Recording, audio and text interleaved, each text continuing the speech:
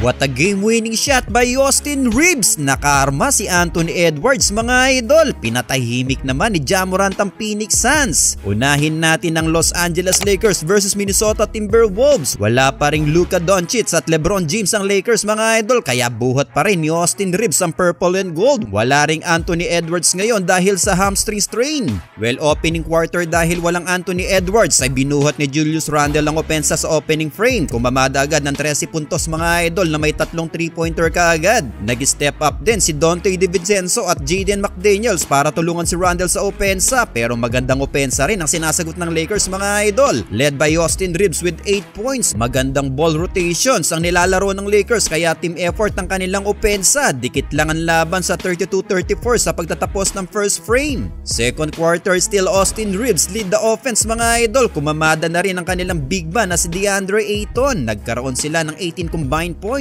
At bahagyang nakaalagwa sa quarter na ito, nakakasagot naman ng Wolves na pinamumunuan pa rin ni Randle na mayroon ng 22 points. Bumabackup na rin ang kanilang big man na si Rudy Gobert, pero kuha pa rin ang Lakers ang kalamangan sa pagtatapos ng first half 62-58. May 18 points na si Austin Reeves with 9 assists mga idol. Entering of third frame, sagutan lang sa opensa. Nag-step up na sa quarter na ito si Jaden McDaniels para sa Wolves. Laking tulong din ng kanilang mga bench player, pero bigla namang nag-init itong si Jake LaRavia para sa Lakers mga idol. Siya ang bumuhat sa opensa ng Lakers sa quarter na ito with 17 points. Nakumana ng 3 3-point turn. Nakaambag din ng 7 points sa quarter na ito si Nick Smith Jr. Kaya natapos ang third frame, may hawak ng Lakers ang 2 digits lead 97-86. Fourth and last quarter, nakakuha ng momentum at nakahabol ang Timberwolves mga idol. Pinangunahan ni Jaden McDaniels ang opensa na nagkaroon ng 9 points sa quarter na ito. Nag-init na din si Donte DiVincenzo. Although patuloy pa rin ang pagkamada ni Austin Reeves at LaRavia. Niyabangan pa nga ni Anthony Edwards itong si LaRavia mga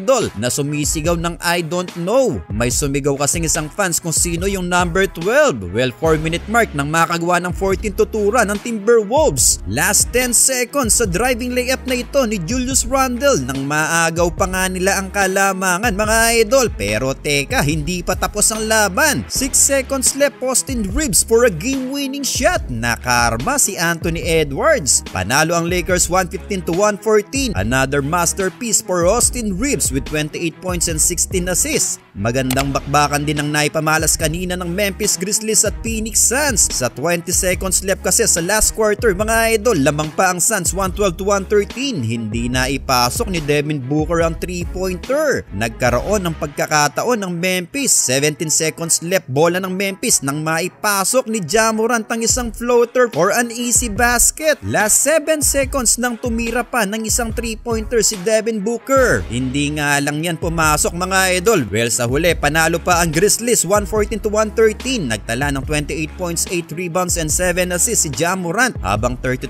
points naman for Devin Booker.